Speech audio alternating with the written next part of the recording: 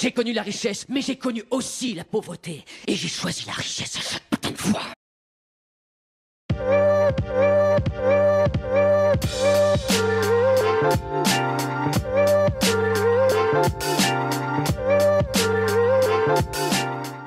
Et bonjour à tous et bienvenue sur la chaîne de l'Examen Crypto. Nous sommes le jeudi 20 mars 2025, il est actuellement 7h25. On va faire le point sur la situation, bien évidemment, du Bitcoin avec les news qui sont tombées hier. Il y a du très très lourd. On va voir ensemble que le Bitcoin a cassé certains niveaux clés et ça fait plaisir. Allez, on s'installe confortablement, on démarre. On va regarder les news, les indicateurs, tout ce qu'il faut savoir. Mais d'abord, on démarre avec cette cryptomap qui est dans le vert et ça fait vraiment vraiment plaisir. Alors, on démarre avec le calendrier macroéconomique. Donc aujourd'hui, le jeudi 20 mars, on aura le discours de Lagarde. Mais bon, ça, je pense que tout le monde s'en tape royalement. Mais surtout, à 13h30, inscription hebdo au chômage, indice manufacturier fête de Philadelphie et la vente de logements existants. Alors, ceci étant dit, on va revenir en détail sur ce qui a été dit hier, parce que hier, c'était vraiment des informations très, très, très importantes d'un point de vue macroéconomique. Et donc, justement, si on retrace un petit peu ce qui a été dit dans cette réunion du FOMC, et donc, on a eu notre ami, donc, Jérôme Powell, qui a pris la parole. Il a pris la parole, donc, hier, pour nous annoncer certaines choses. Alors, déjà, ce qu'on a vu, c'est que les taux d'intérêt n'ont pas baissé, mais de toute façon, ça, c'était pas une surprise, on le savait. Regardez, on avait un précédent à 4,5, il était prévu 4,5 et il y a eu 4,5. Donc, il n'y a pas de surprise sur la décision de la Fed sur les taux d'intérêt. Aucune surprise. On savait qu'on allait avoir un 4,5, sauf s'il y avait une belle surprise, mais ce n'était pas le cas. Néanmoins, pendant les projections économiques du FOMC, le communiqué du FOMC et la conférence de presse du FOMC, on a appris plusieurs choses et des choses qui sont quand même très importantes, notamment Jérôme Powell qui nous dit que l'économie est forte, l'inflation reste légèrement élevée, il sera difficile de savoir quelle sera l'ampleur de l'inflation due aux tarifs douaniers. Nous n'avons pas besoin d'être pressés, nous attendrons plus de clarté. C'est ce qu'a déclaré Jérôme Powell donc, lors de la conférence du FOMC. Et donc, mine de rien, le fait de dire que l'économie est forte, ça a eu quand même des impacts quand même plutôt intéressants du côté du Bitcoin. On va regarder ça après justement d'un point de vue analyse technique. Mais lors de cette conférence, déjà, il a été plutôt rassurant. Alors c'était ce qu'on attendait et c'était, je pense, que le marché attendait. On voulait effectivement être rassuré parce que quand on voyait la conjoncture que ça prenait, le marché était vraiment dans une phase de peur. Et donc là, du coup, je pense que Jérôme Powell savait que si malheureusement il faisait pas un discours plutôt rassurant, on aurait pu avoir des jolis crashs sur les marchés financiers. Donc c'était peut-être pas le but. Donc c'est pour ça. Hier, il a été un petit peu rassurant. Effectivement, ça a calmé le jeu, ça a repris un petit peu de force, et tant mieux. Et donc justement, il n'y a pas eu que ça comme news hier, il y a eu aussi pas mal d'autres choses. Alors justement, parmi les news qui sont tombées hier, déjà dans le club ExaRocket, on avait vu la crypto Lei. Crypto Létente qui nous pousse que le Minnesota passe à l'action sur le Bitcoin. En effet, le sénateur Justin Miller a introduit le Minnesota Bitcoin Act, affirmant que les monnaies numériques mondiales sont là pour rester et leur adoption généralisée est inévitable. Donc ça, on espère vraiment que ça va avoir des impacts sur le long terme. Solana dévoile des nouvelles du Seeker. Donc vous le savez, son nouveau téléphone. En effet, le téléphone Seeker de Solana entre en phase de test et devrait commencer à être expédié dès l'été 2025. Donc c'est pour bientôt. Donc on verra bien parce que c'est vrai que Solana avait lancé déjà 2 téléphones. Je crois qu'il y avait eu le Saga et je sais plus quoi. Ça n'a pas été des grosses. On va pas se mentir, ça a été un flop plutôt. Donc est-ce que ce sera mieux sur ce téléphone-là? Eh bien écoutez, on verra bien. Donc on avait eu des entrées du côté des ETF le 18. Hier aussi, à mon avis, on verra le point en fin de journée sur ça. Hier midi, pour tous ceux qui sont intéressés, on avait vu la crypto Dogecoin. Donc n'hésitez pas d'aller voir cette vidéo, elle est intéressante pour ceux qui l'ont ratée. Dans le club ExaRocket, on avait vu la crypto CKB et la crypto Tao de BitTensor. Alors vous le savez, dans le club, ça vous permet de recevoir encore plus de vidéos d'analyse technique par rapport à encore plus de crypto-monnaies. Et surtout, ça vous permet de recevoir des potentiels crypto-pépites. N'hésitez pas, les liens sont en description de vidéo. On a Crypto Détente qui nous pousse que l'Arizona avance vers l'adoption du Bitcoin. En effet, le projet de loi SB 1062 qui propose de reconnaître le Bitcoin et d'autres cryptos comme monnaie légale pour les paiements publics va d'être adopté par la commission du commerce de la Chambre. Donc là, c'est pas encore fini, c'est pas encore acté, il reste encore 2 étapes, mais mine de rien, c'est quand même en très très bonne voie. Donc affaire à surveiller de très très près du côté de l'Arizona. On a aussi alors là, ça c'est une news aussi extrêmement importante du côté de Ripple. C'est le moment que nous attendions. La SEC abandonne son appel. une victoire retentissante pour The Ripple et la crypto. Donc là, je peux enfin annoncer que cette affaire est terminée. Terminée, en tout cas, c'est ce que déclare Brad Garlinghouse, qui est le CEO de Ripple. Je ne sais pas si vous vous rendez compte, c'est une affaire qui a traîné pendant des années et des années. Et là, ça y est, on a enfin le fin mot de cette histoire. Ripple a gagné. Ripple maintenant est tranquille. Donc ça devrait effectivement enlever toute une phase de doute autour de ce token. Donc c'est pour ça d'ailleurs que moi, c'est une crypto que j'analyse en général un midi sur deux. Donc si vous êtes abonné à ma chaîne YouTube, vous recevez mes vidéos du Ripple. Donc sûrement j'en referai une ce midi. Mais en général, sur ma chaîne YouTube, je fais 3 à 4 vidéos sur le XRP par semaine. Donc, si c'est une crypto que vous voulez suivre, n'hésitez pas, hein, vous pouvez vous abonner sur ma chaîne YouTube pour recevoir, tous les midis, ce type de vidéos sur le XRP. On continue donc dans les news historiques. Les tout premiers ETF à terme Solana seront lancés demain. Ça, c'est aussi une excellente nouvelle. Donc, le Volatility Share introduit le SolZ qui suit les contrats à terme de Solana et le SolT qui offre une exposition avec un levé x2. Une nouvelle ère pour le Solana. Franchement, ça c'est quand même une news énorme, hein, parce que d'avoir des ETF à terme, c'est quand même une chose quand même assez dingue. Donc oui, ça on l'avait vu tout à l'heure. Donc voilà, on va faire le point maintenant du côté des indicateurs techniques.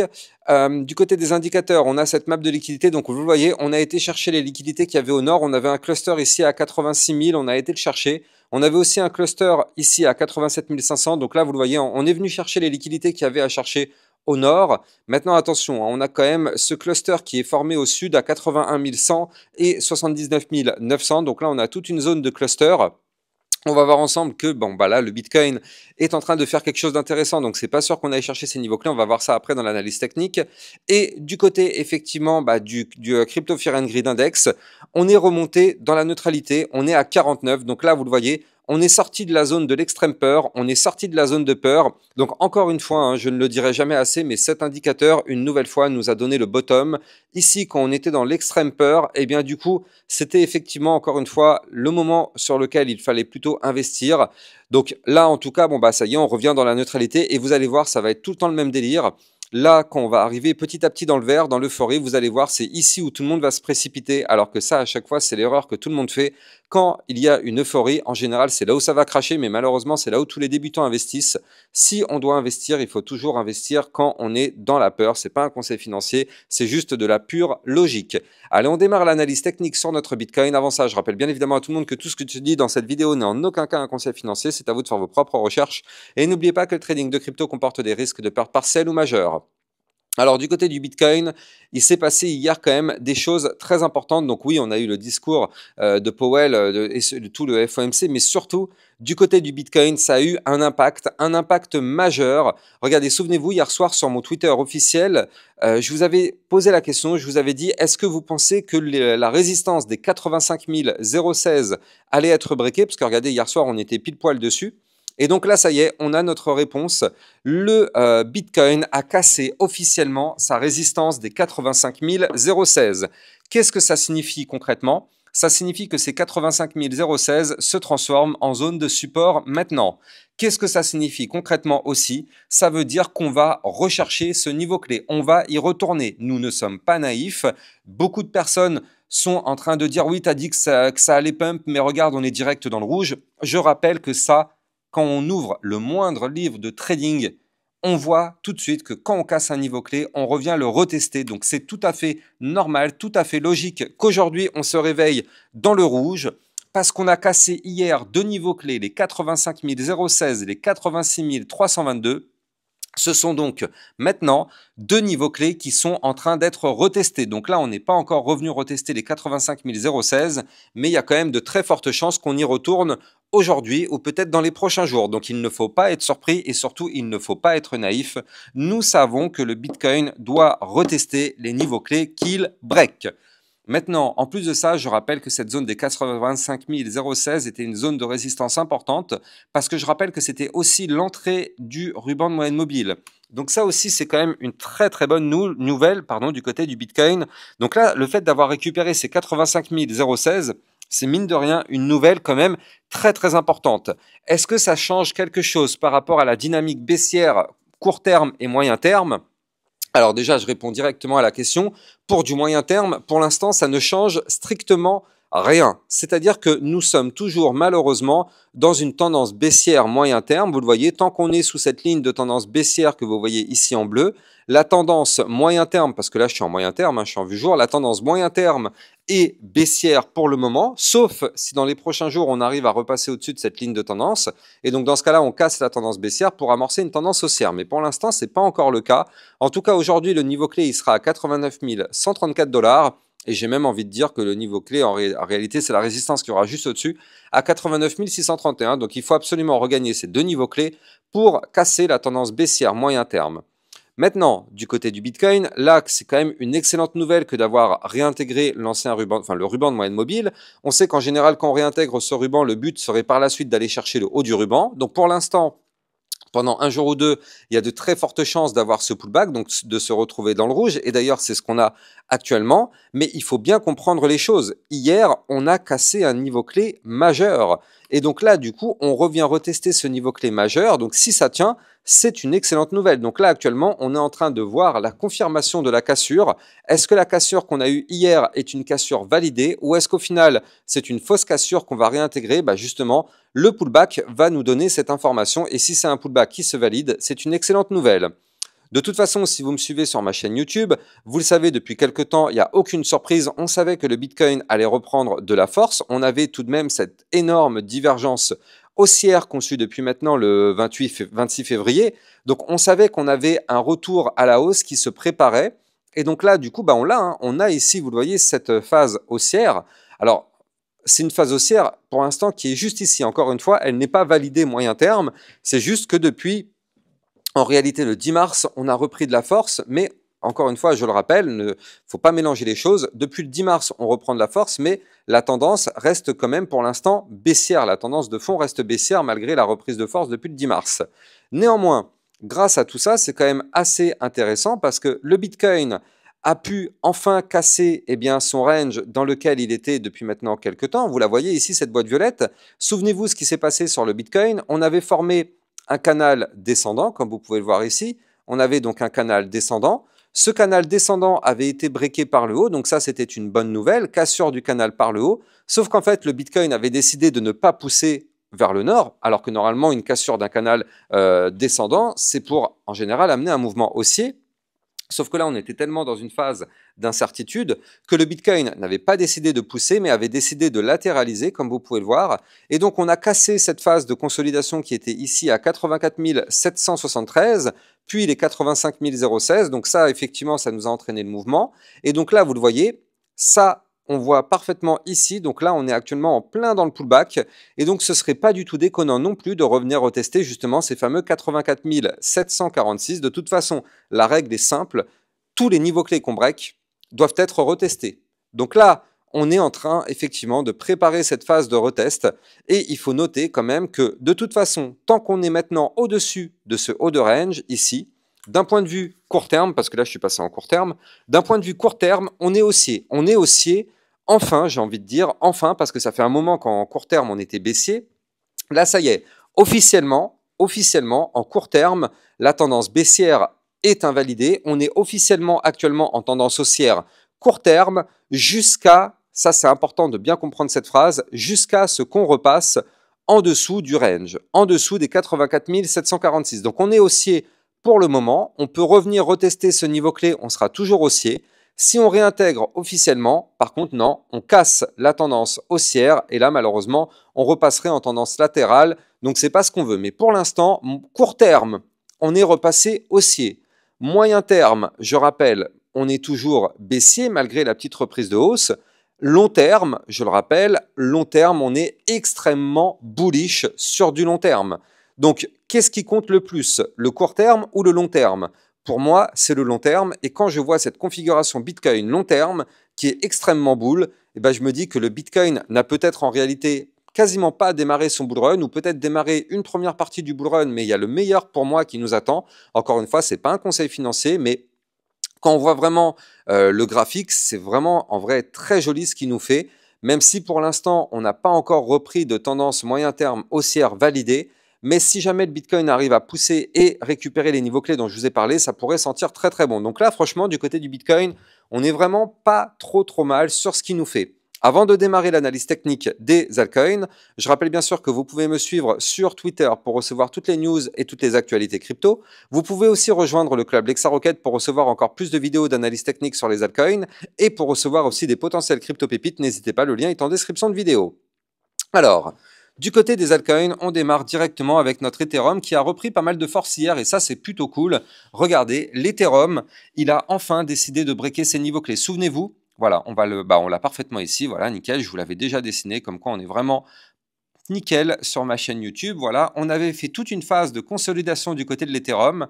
Donc là, on savait de toute façon, encore une fois, hein, il n'y a aucune surprise si vous me suivez sur YouTube, on savait que le niveau clé, il était ici. Les 1949 $, c'est le niveau que je vous ai rabâché à plusieurs reprises. Et donc, on savait que si on pétait ce niveau clé, l'Ethereum allait exploser. Et c'est ce qu'il a fait. Regardez, l'Ethereum, avec la cassure du niveau clé, il a quand même poussé un plus 6%. Je ne sais pas si vous vous rendez compte, on est en train de parler de la deuxième crypto la plus capitalisée. Il y a des milliards de dollars qui sont sur cette crypto. Donc, quand elle nous fait un plus 6%, il faut bien comprendre que derrière, ce sont des milliards, des millions et des millions de dollars qui sont injectés. Donc, c'est énorme, un plus 6% sur l'Ethereum, c'est énorme, c'est énorme. Donc, du coup, il faut bien comprendre une chose. Les altcoins qui sont très peu capitalisés, si elles font du 10-15%, on va dire que c'est plutôt normal. Mais quand l'Ethereum nous fait un plus 6%, ça, c'est quelque chose quand même d'assez extraordinaire, vu que c'est la deuxième crypto la plus capitalisée. Donc là, du côté de l'Ethereum, encore une fois, hein, aucune surprise. Qu'est-ce qu'on a été chercher? Ma résistance au millimètre près. Regardez comment il s'est arrêté pile poil dessus. On a fait des mèches au-dessus de la résistance, mais regardez les 2056.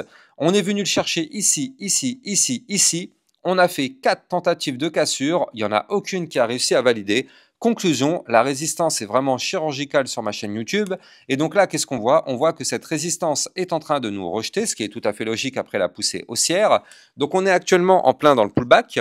On avait cassé aussi en même temps un niveau clé, donc la résistance des 2017, qui se transforme en support. Donc qu'est-ce qui se passe? On revient retester ces 2017, c'est actuellement ce qu'on est en train de faire. Et donc, si ce niveau clé vient à lâcher, on retournera rechercher les fameux 1949. Et encore une fois, du côté de l'Ethereum, nous avons, en vue court terme, repris une tendance haussière jusqu'à ce qu'on repasse en dessous de ces fameux 1949. Je rappelle que tant qu'on est au-dessus maintenant de ce haut de range, vous le voyez parfaitement, la structure a été inversée avec les points bas de plus en plus haut, les points hauts de plus en plus haut. On est sur une structure maintenant qui est passée haussière, sauf si maintenant on invalide tout ça, et donc pour invalider, malheureusement, il faudrait qu'on revienne retester ce haut de range et qu'on réintègre malheureusement ce range. Et là, vous l'avez compris, ça invaliderait la tendance haussière. Donc on aura une tendance comme ceci haussière. Et maintenant, si on fait quelque chose comme ça, ça invalide tout. Vous l'avez compris. Donc là, maintenant, du côté de l'Ethereum, en tout cas, tant qu'on est au-dessus des 1949 $, c'est une excellente nouvelle.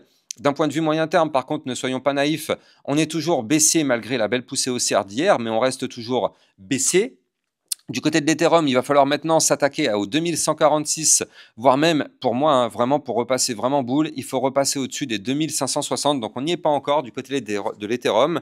Mais je rappelle que vous pouvez trader cette crypto-monnaie en utilisant mon lien de parrainage Binance que vous avez en description de vidéo, qui vous permet d'obtenir un bonus à vie sur vos frais de trading, et ça vous permet de trader sur une plateforme enregistrée PSAN auprès de l'AMF. Donc n'hésitez pas, le lien est en description de vidéo. Donc là, du côté de l'Ethereum, malgré la poussée d'hier, on est quand même sur un RSI qui reste extrêmement bas. On est à peine à 42, donc on a de la place pour pousser encore. Franchement, ce serait complètement possible de revenir rechercher ici ce bas du range, là, les fameux 2560 $. Ce serait vraiment possible de le faire. Et je rappelle que si on réintègre ici ce range en venant du bas, le but serait d'aller chercher le haut du range à 2857 et pourquoi pas tenter sa cassure par le haut. Donc bon, ce serait quand même très intéressant de surveiller ce que nous fait l'Ethereum. Il a tellement chuté qu'il y a quand même des chances d'avoir un rebond et ça passera effectivement par la récupération des niveaux clés dont je vous ai parlé. J'espère que vous avez kiffé la vidéo. Si c'est le cas, n'oubliez pas de liker, commenter, partager au maximum. Abonnez-vous à la chaîne YouTube pour recevoir tous les jours 1, 2 à 3 vidéos concernant le Bitcoin et les altcoins. Je vous souhaite de passer une très bonne journée et puis je vous dis à plus tard. Ciao, ciao. Bitcoin, Ethereum, you know the drill. Lost it all but came back with the skill. I lost it all but now I'm back. Crypto millionaire, that's a fact. Diamond hands through the crash. Now my wallet's looking stacked.